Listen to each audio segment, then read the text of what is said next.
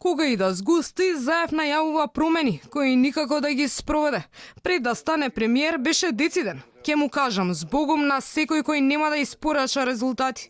2 месеци откако влезе на Илинденска број 2, изјави дека двајца високи функционери се под истрага за корупција.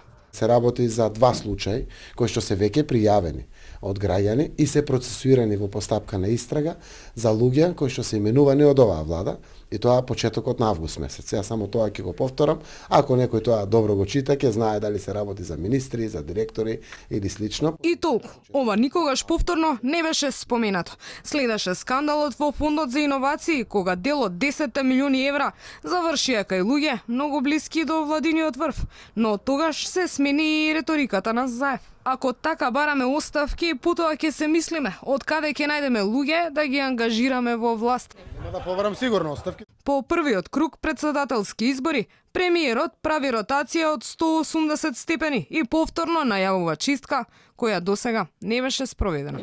Најавив чистка, најавив реконструкции, тие ќе се случуваат, секако штом законот тоа го возможи, од распишување на изборите до завршувањето на изборите, забрането е секакво разрешување и именување.